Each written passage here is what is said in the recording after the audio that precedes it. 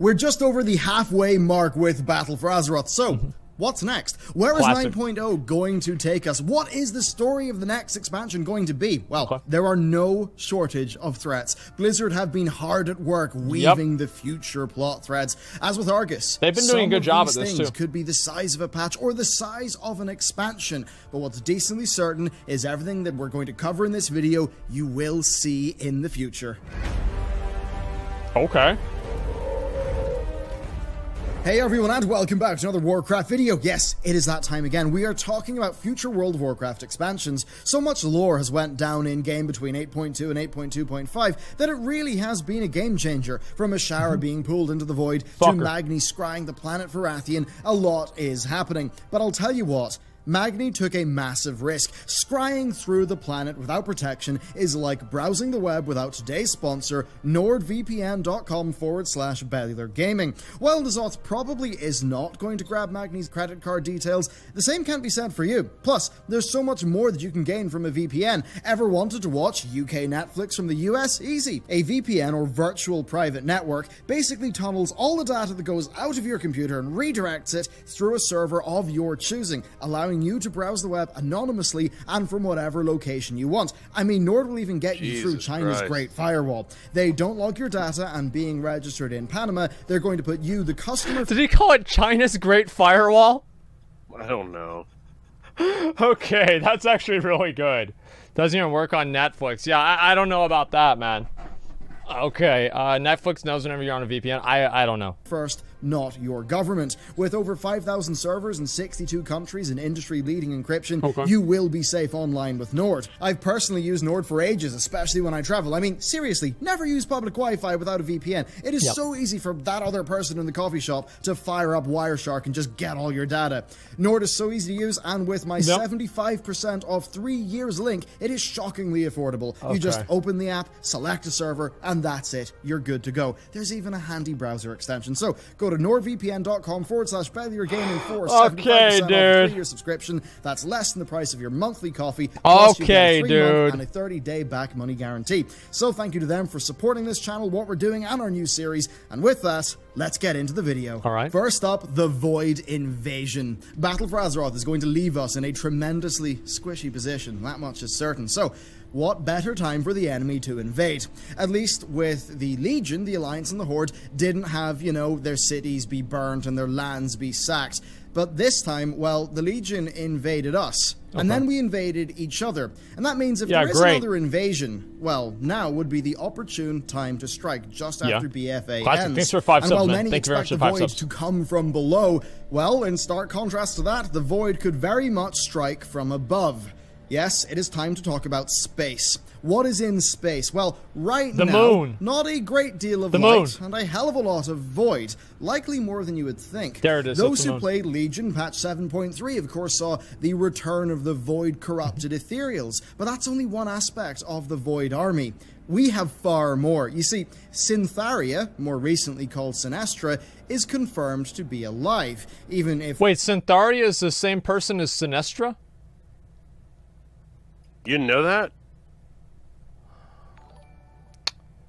No, I didn't know that. What an idiot. The blood of Syntharia flows through my veins and her voice whispers to me from the dark beyond. Holy shit. We did defeat her at the start of Cataclysm.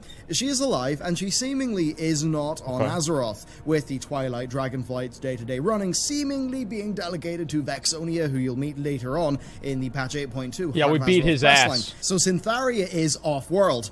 That seems like a crazy claim. It seems mad, but here is what Xerixius says to the Shaman player during the Legion expansion.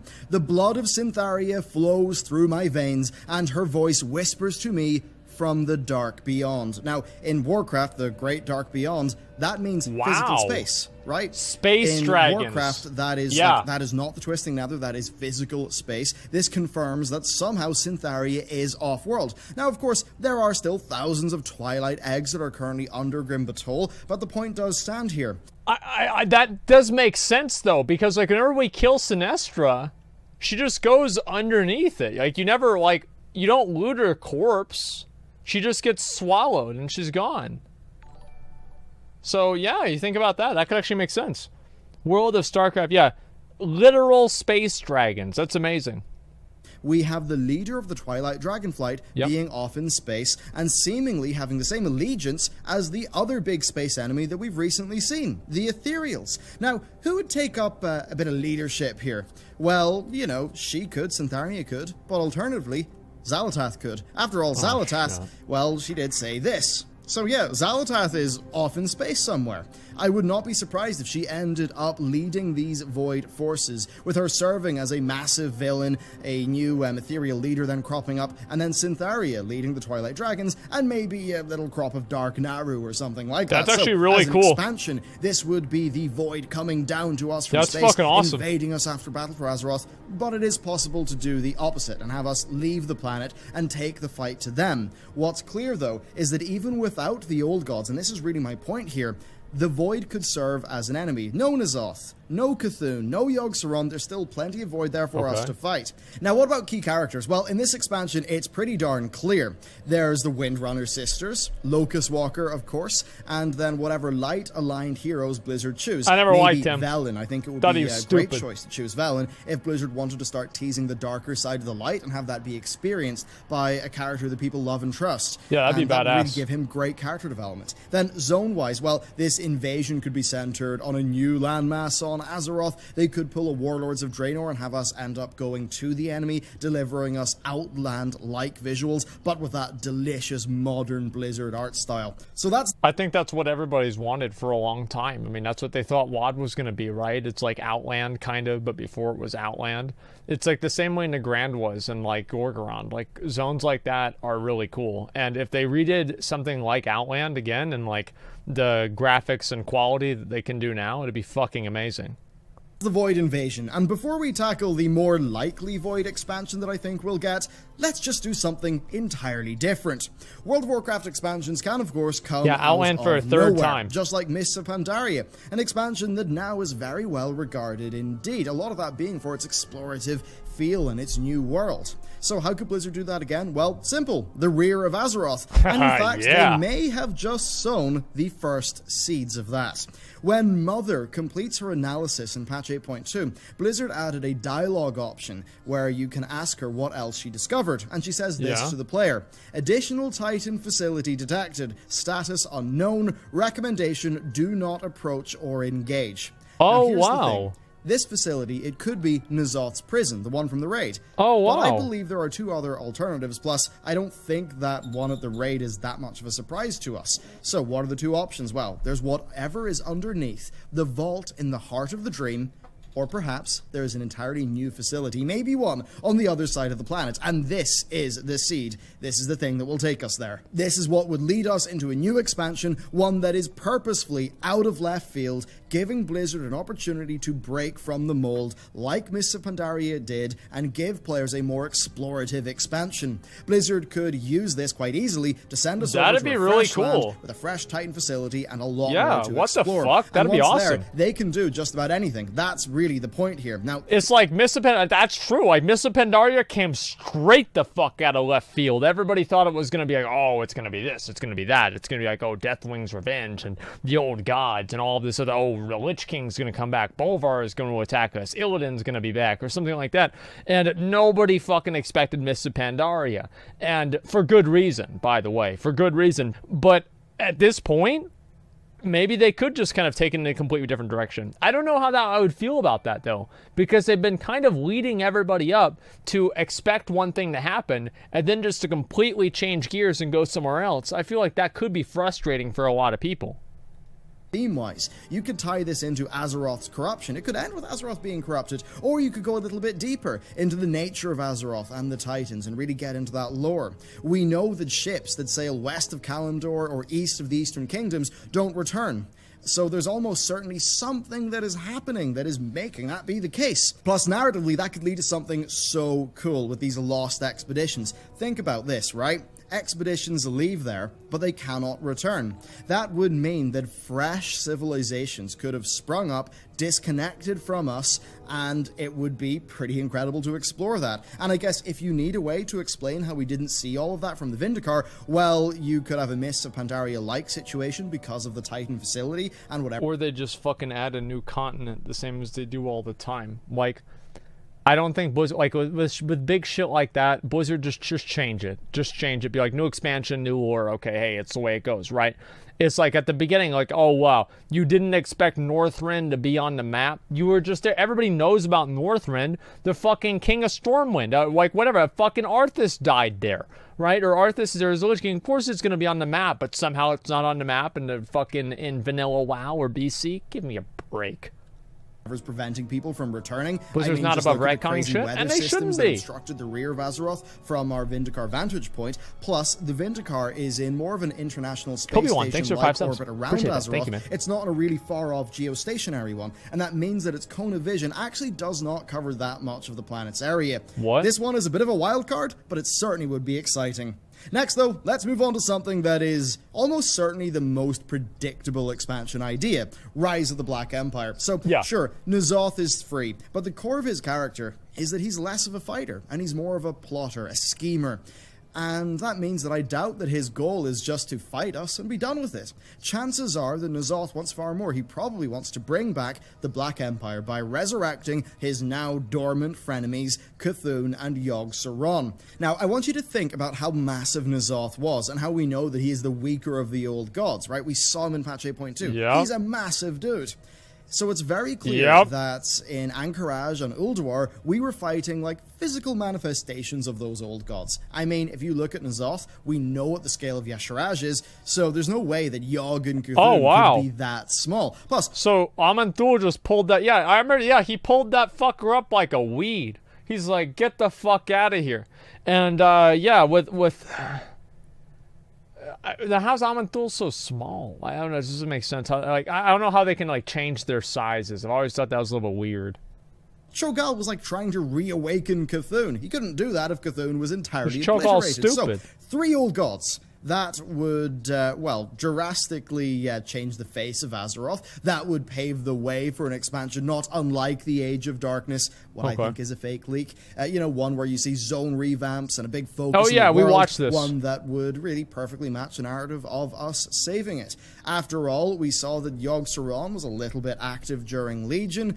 So basically, if Blizzard want another Cataclysm, that's the ticket. That's what they'll do. Then next up, World of Warcraft Shadowlands. This is another major part of the game's lore that has not really been expanded, much like how the Emerald Dream had not really been expanded upon until Blizzard had content for it.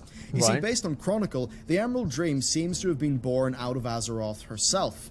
And it says this about the Shadowlands. The Shadowlands are tangentially linked to the world of Azeroth. Yet, whereas the Emerald Dream represents life, the Shadowlands represent So it's the death. bad Emerald Dream. So, while it's the Emerald Nightmare. Fleshed out in the game, not being more than really just a screen filter whenever your character dies, that might not be the case for too long.